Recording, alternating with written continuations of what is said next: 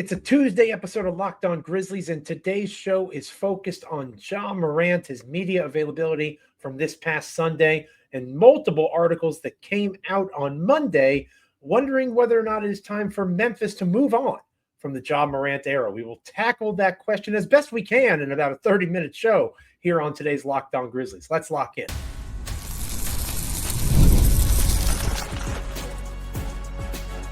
You are Locked On Grizzlies, your daily Memphis Grizzlies podcast, part of the Locked On Podcast Network, your team every day. Welcome to this Tuesday edition of Locked On Grizzlies. It is I, Joe Mullinax, flying solo on this episode of the show, the wonderful DeMichael Cole, Memphis Grizzlies beat writer for the Commercial Appeal, and of course, my co-host for this here podcast, taking the day, catching his breath after a crazy end of the season. We all understand that, of course. DeMichael will be back with us soon. You're with me for the next 30-ish minutes here on Locked On Grizzlies. Thanks for being with me on this Tuesday edition of the podcast. Today's episode of Locked On Grizzlies is brought to you by Amazon Fire TV Stick 4K. Turn on any TV and turn it into your Xbox. No console needed. Head to Amazon.com/Fire TV Locked On to learn more. We're free and available wherever you get podcasts. We're proud members of the Locked On Podcast Network, your team each and every single day. Like, comment, rate, review, subscribe on Apple, Spotify, Amazon, Google, YouTube. Literally anywhere you get a podcast, you can get Locked On Grizzlies. And don't forget about our free daily newsletter. That is LockedOnDaily.com. Again, LockedOnDaily.com. Grizzlies words from me, NBA analysis, fantasy basketball advice, and so much more. LockedOnDaily.com. Go and check that out and subscribe if you haven't already done so today. Ja Morant surprisingly dominated the discourse on Monday. I was not expecting that coming out of the end of the Memphis Grizzlies regular season. Maybe I should have. Ja oftentimes dominates the discourse when it comes to the Memphis Grizzlies, but we'll get into that more later on in the show, the idea of moving on from the Morant era, an interesting question. But in keeping with our theme for this week of episodes here on Locked On Grizzlies, coming back to media availability first and foremost. And Ja on Sunday goes to his media availability on crutches. Tuomas Iselo talked about Ja avoiding serious injury, but obviously it's serious enough for Ja to still be on crutches as recently as Sunday, a couple of days ago. And Ja gave some interesting responses to reporters' questions. Usually when players are injured, they're not required or asked to speak with media, but at the end of the season, there's an exception. Brandon Clark was in a knee brace. Jalen Wells still had a cast on his wrist. It was the first time that media members like DeMichael had talked to those guys in some time. Ja, of course, the injury was a little more recent. Avoiding serious injury, no surgery required, just rehab and rest. Ja should be okay and able to work on his game as the summer gets started here in the next several weeks. And as he gets healthy, of course. But just some takeaways from what Ja said to the assembled media there in Memphis on Sunday. And this is from DeMichael's Twitter account, at DeMichaelC. He talked about the injuries. Ja Morant said, "I feel like every injury I had this year was out of my control. Outside of those injuries, I feel like I had one of my healthiest seasons." He added that he didn't have any knee or back pain like recent seasons. DeMichael has talked about that before, and that's really hard to accept. I'm with you. If you hear that and you go a little cross-eyed because you're not quite sure you understand how missing all those games and it's one of your healthiest years, I think it's the chronic issues. And DeMichael has said that before on this show. With Ja, you worry about things that can creep up and don't ever get better, right? Stuff that is recurring, things that happen because of his style of play. And Ja being as slight as he is, and Ja having the playing style that he has, we'll talk more about that later on in the show.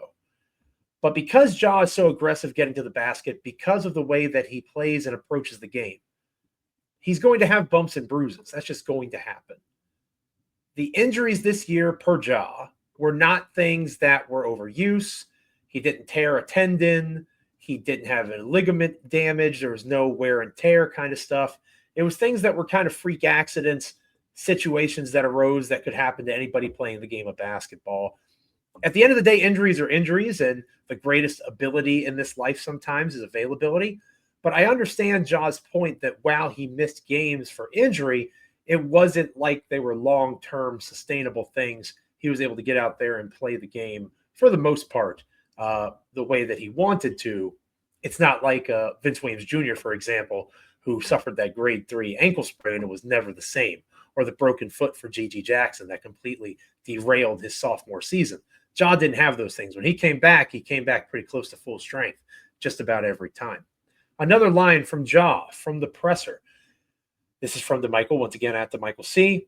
Ja Morant paused because he wanted to be careful with his words, but he clearly had more to say when asked about how the OKC series turned out. I had them figured out. That's a quote unquote from Ja. DeMichael adds that Ja says that he believes the series will be tied 2-2, headed back to OKC if he didn't get hurt. If you're a Thunder fan still checking out Locked On Grizzlies because you like to gloat, first off, kick rocks. Go listen to Rylan over at Locked On Thunder. Leave us alone. Let us wallow in our self-pity. But you hear that if you're a Thunder fan and you think back to the series in Oklahoma City where they won by 51 games in game 1 and 51 points, in game 1, 19 points in game 2, 70-point differential going into game 3. Yes, Memphis looked really good in the first half of game 3. Would it really be 2-2? I think that's a fair question to ask. But I will not allow anyone to erase what happened in that first half. It was magical. And Ja Morant was surgical. It was one of his best halves of basketball that he has played since he came back. And I'm not just talking about from injury this year. I'm talking about from the suspension, from all of the off the court issues, since he got into those problems. That was the best he's looked. He was dominant against the Thunder. With SGA on the court, Ja Morant was the best player in the first half of game 3 in Memphis, Tennessee at FedEx Forum. I saw it. You probably saw it. You can't erase that from my memory. Not even you, Lou Dort, taking out Ja Morant. Not cool. I think he slipped and he didn't fully mean to do that, but he didn't have to go and try to defend still, even after slipping. That, I think, is the fairest way to criticize what Dort did. I don't think it was dirty. I think it was misguided for him to do what he did, Lou Dort. But Ja has a point in terms of how Memphis was playing. Memphis was playing with energy. They were inspired. Memphis wins game 3. The series doesn't get into a sweep if Ja is healthy. I think that is a very fair way to look at it. You can't convince me that the Thunder were able to come back from 27 down if that Ja Morant stays on the court for the Grizzlies. Just can't do it. So did he have OKC figured out? That might be a little bit of overconfidence, but I do think they had him figured out in game 3, and I do think there would have been a game 5 in the series. And we'll leave Ja Morant's comments from Media Day kind of an endorsement of Tuomas Iselo. He says he liked that Iselo thinks of basketball, looks at the game the same way that he does. He appreciated the way that he worked in the tough situation. Close to an endorsement from the Grizzlies star player in Ja Morant. But how much does that matter? We know that Ja Morant liked Taylor Jenkins. He had a good relationship with Jenkins. It's not like there was salt that led to Jenkins being terminated from his job. Ja was not pushing for that. I do believe that's important to point out. And I think Ja likes Iselo for the same reason that anybody that gets preferential treatment at their job may like their boss. Iselo's goal was to get Zach Edey going, and Iselo's goal was to get Ja Morant going.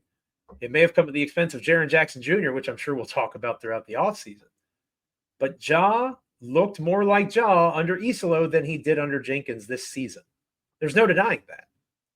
And I think that Ja being able to end his season on a positive note with more pick and roll, the types of things that Morant wants to do, different from what the offense was doing, less predictable. The Grizzlies offense was thriving earlier in the year, but again, that was happening against bad basketball teams. Against good basketball teams, the new look offense was not nearly as successful.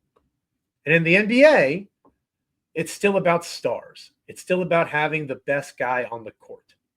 And for the Grizzlies, that guy is Ja Morant. And Tuomas Iselo put Ja in positions to have better success with the ball in his hands. So should we be surprised that Ja is an Iselo fan? Probably not. Should that make Grizzlies GM Zach Kleiman lean a certain way in terms of the coach that he picks? Absolutely not, regardless of whether or not Ja Morant has played his last game for the Memphis Grizzlies.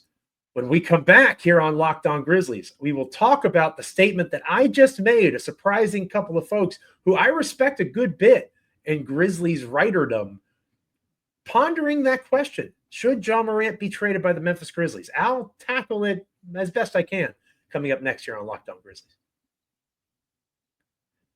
Today's episode of Locked On Grizzlies is brought to you by Monarch Money. Have you ever checked your bank account and wondered, where did all my money go? Between dining out, online shopping, and entertainment, it's easy to lose track. That's where Monarch Money comes in, your personal CFO, giving you full visibility and control over your finances. It's important to point out that this isn't a budgeting app that we're talking about. Monarch Money is a complete financial command center. You can track all your accounts, investments, and spending in one place, so you stop just managing your money and you start actually building wealth. When I started using Monarch, I really had a chance to see for the first time just how much I was spending on something like food delivery. It's so much wasted cash. Now I budget smarter and save more. And my wife is a really big fan of Monarch Money. Managing money with my wife is smoother than ever. I can track shared and personal accounts alongside her, setting goals and staying on the same page without the stress. Take control of your finances with Monarch Money. Use the code LOCKDOWNNBA at monarchmoney.com for 50% off your first year. That's monarchmoney.com, code LOCKDOWNNBA for half off your first year. So I mentioned a moment ago that two folks that I respect a good bit when it comes to Grizzlies coverage, Grizzlies writing, Grizzlies words, wrote about the Memphis Grizzlies on Monday. And I read both of those pieces. One of them from Michael Pena, who I've talked to on podcasts before, interacted with on social media before, a really, really smart writer. And it's easy to write off national media thinkers. It's easy to say that they don't know. They're not in Memphis. They don't follow the team. What do they know about the Memphis Grizzlies? It's easy to do that. I would not do that with Pena. I think that he does a really good job and he understands where the team is. The Grizzlies have reached a once unconscionable crossroads. Can they still evolve with Ja Morant, or is it time to cut ties? Michael V. Pena examines Memphis's offseason dilemma. The name of the article is To Trade Ja or Not to Trade Ja? That is the Grizzlies' question, and that was from The Ringer. Then, after reading that admittedly good piece, my old good friend, Matt Hardlicka from GBB days back in 2012 and 2013, for those that have followed my career that long, if you're a true everydayer with me, back to the Mulligriz days of Grizzly Bear Blues at SB Nation. Matt Hardlicka, no longer on X, but I still am the subscriber to his Patreon page, and he wrote about that exact same topic, and he drew a line in the sand.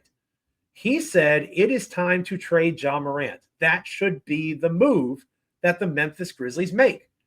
It's time to move on from the Morant era. And that got me to thinking, is that the right decision for these Memphis Grizzlies? Is that the big shakeup that Zach Kleiman, the Grizzlies GM, should make? And I decided that the remainder of this episode, I'd tackle it in two parts. The first part is the idea that it is time to move on from Ja Morant. And I think Pena and Hardlicka make really good arguments. I would recommend checking out Matt's post on his Patreon page. I would recommend checking out on The Ringer what Pena wrote about Ja. They both point out that Ja is a slight 6'3", 180-pound guard who is a downhill in the paint player, who is not durable, has not been able to play more than 60 games at any point since his rookie season. That is not good. Ja has just completed his, I believe, 6th NBA campaign, and he has only played more than 60 games once. You're talking about a true max contract player, somebody who eats up 25% of your salary cap over the next several years. He limits what you can do financially. His game is limited. He showed growth as a three-point shooter in the second half of this season, but over the larger sample size, he's not a three-point threat. He is somebody who has grown as a defender, but he is not someone that you say, go lock down SGA, go defend Luka Doncic, go do you. He is not that guy. There are distinct holes in his game. And while Ja Morant, when he is at his best, is one of the top 15 or so players in the National Basketball Association, a fair question is asked when you're on that tier of all NBA-ish player at your very best. Is that a guy that you can win a championship with? And if the answer is no, then it is a fair concept, a fair question to wonder if it's time to move on from him. For me, if you are going to subscribe to this logic, if you think that it is time to move on from Ja, and I'm not saying that it is, I'm just arguing that point. The fairest argument to me is the durability question. Because when Ja Morant is on the court, I have seen what he is capable of. You have too. You know that Ja Morant is one of the absolute best when he's actually playing the game of basketball. We saw it in Game 3. The Thunder had no answer for him. This is the Oklahoma City Thunder, a team with the defensive metrics of the 95 and 96 Chicago Bulls. They're that good. They had no answer for Ja Morant, and Ja was making his teammates better. That is something where Ja thrives.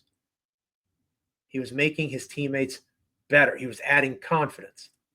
When you have so much invested in one of those kinds of players, when they fall from the sky and land on their hip and the energy leaves FedEx Forum, the other players, even the stars like Jaren Jackson Jr. and Desmond Bane, they struggle to respond because that's the kind of energy that Morant brings to the franchise. It's a lot of all in on a guy that maybe isn't worthy of that investment because you don't know if he's going to be able to play enough to be in that space. I worry about the durability aspect. I also worry that you have seen the best of Ja Morant. I think Hardlicka wrote about that. And that is a very fair concern, one that has crossed my mind a few times.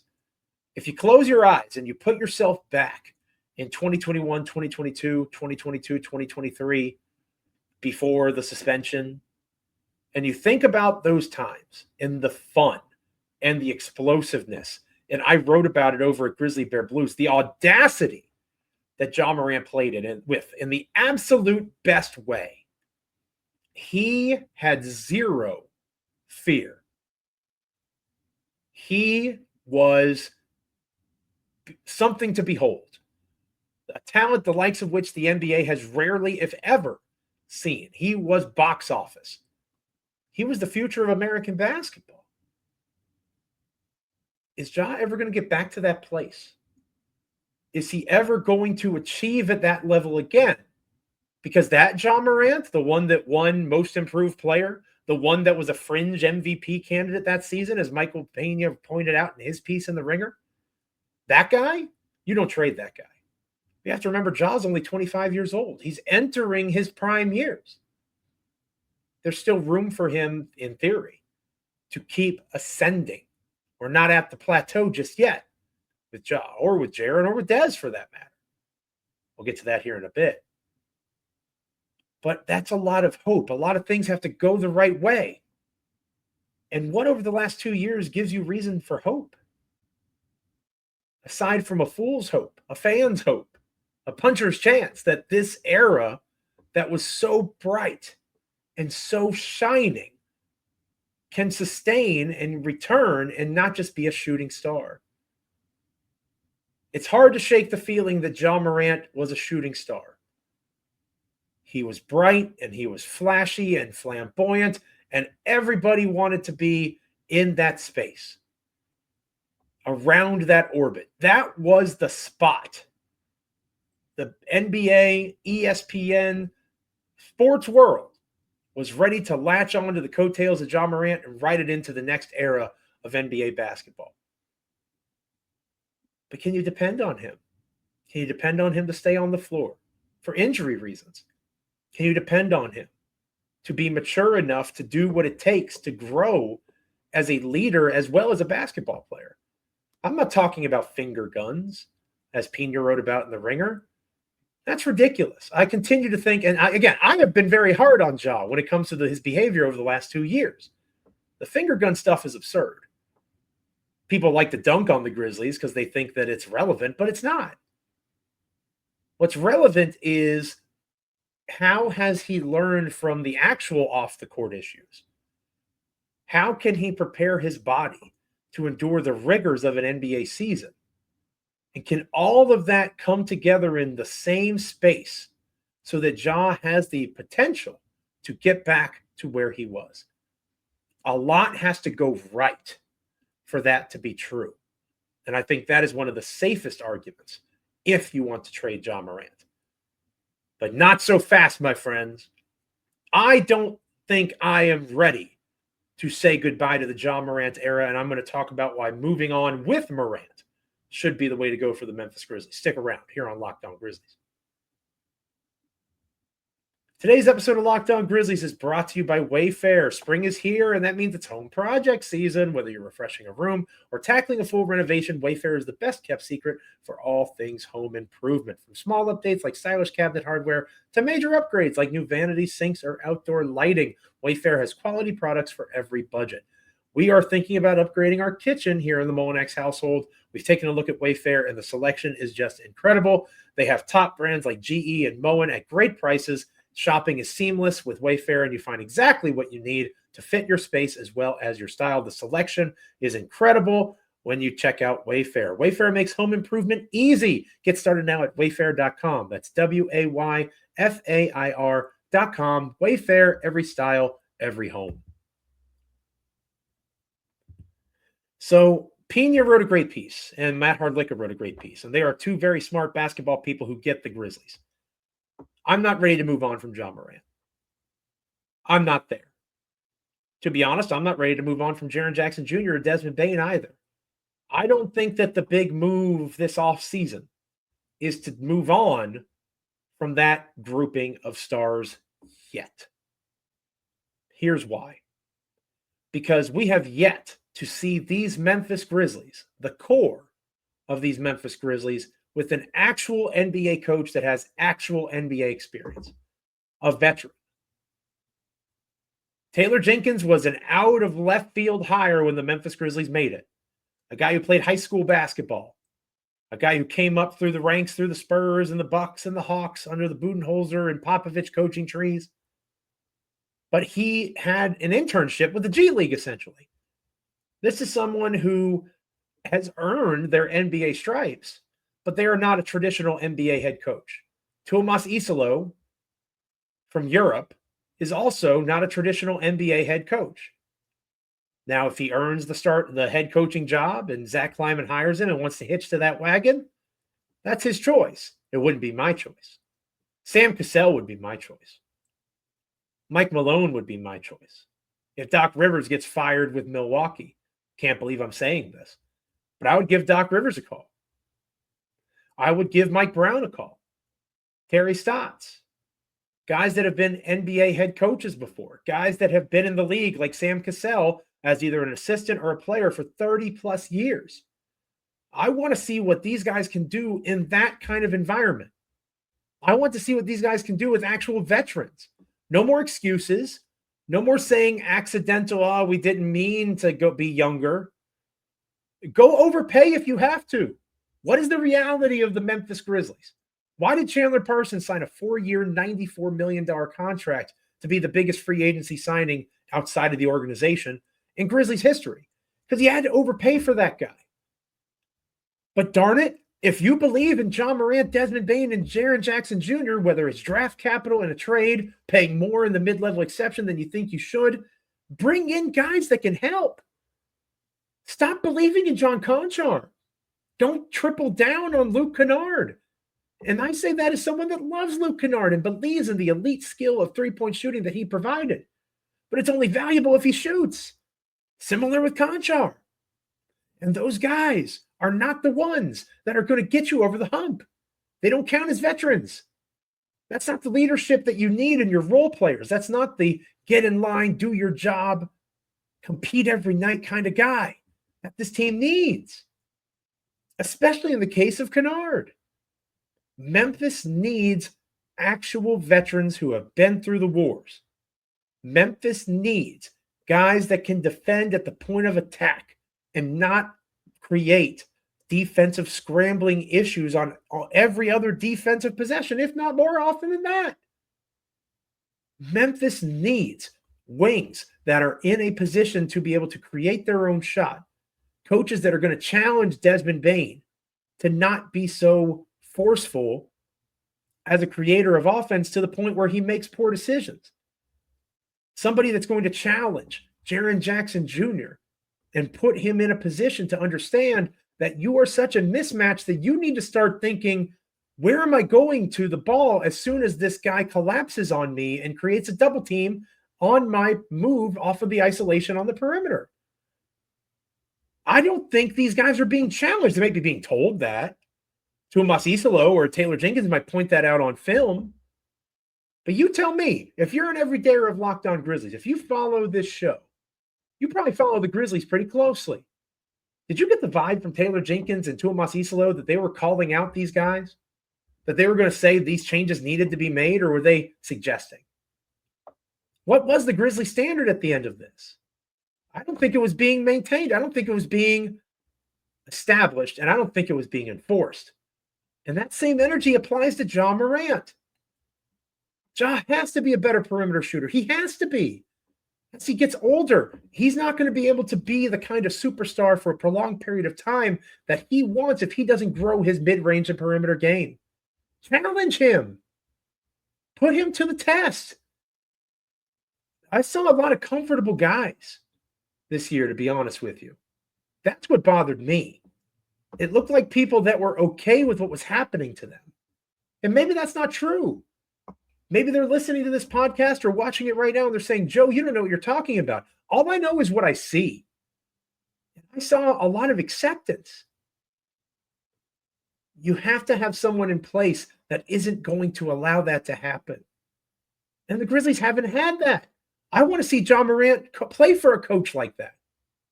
Maybe that never happens. Maybe Zach Kleiman doesn't hire that guy. But that's what I would like to see. I would like to see a Dorian Finney-Smith-esque wing, combo forward, plus another actual veteran to come in here to add to this group. It's possible. The mid-level exception is there for Memphis to use. It's about $14 million. That can bring in a decent role player.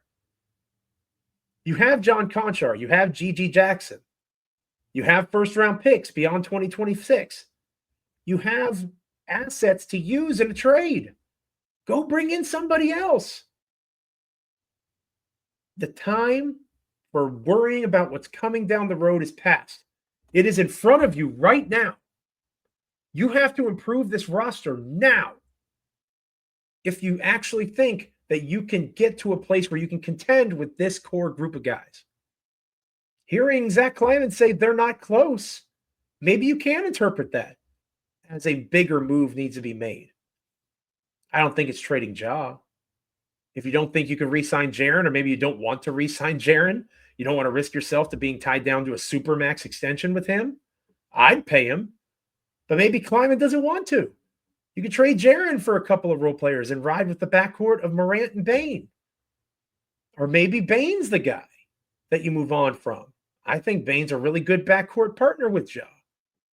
But if you're tired of seeing Dez not be able to do the things that you need him to do when Ja is off the court, maybe bring in a couple of role players and you ride with the dynamic duo of Jaren and Ja.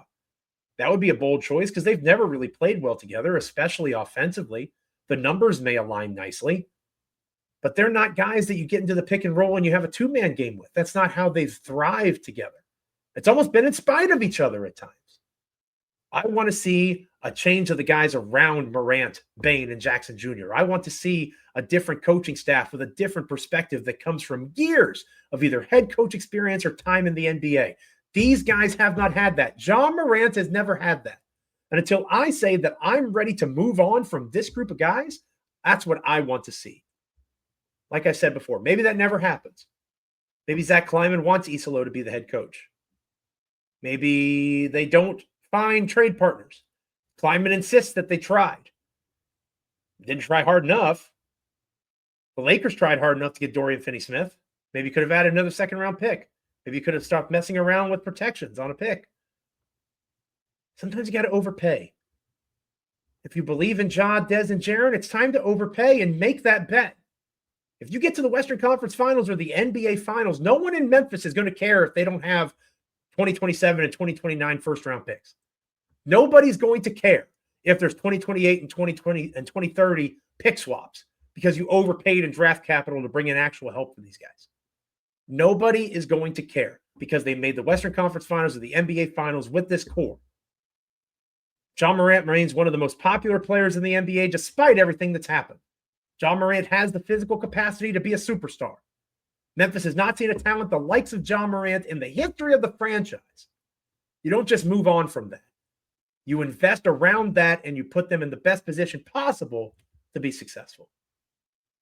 Thank you for being with me on this episode of Locked On Grizzlies. It is much appreciated. We'll continue talking about media availability on tomorrow's show. Tomas Iselo and whether or not he wants the job. Didn't seem super excited about it. Obviously, Jaren Jackson Jr., media availability, other players, all sorts of different angles we'll continue to take as the week grinds forth. Make sure you're liking, commenting, rating, reviewing, subscribing wherever you get podcasts, Apple, Spotify, Amazon, YouTube, Google. Make sure you're checking out LockedOnDaily.com. Grizzlies content from me, NBA analysis, fantasy basketball advice, and so much more. Again, LockedOnDaily.com. Be a subscriber both to audio and visual angles of the podcast, plus our newsletter. It is free and gets sent to your inbox daily. Thank you so much for being with me on this edition of the show. I appreciate you. I appreciate this core. Ja, Dez, Jaren. Let's run it back one more time with an actual NBA coach. That's where I'm at. We'll talk more tomorrow.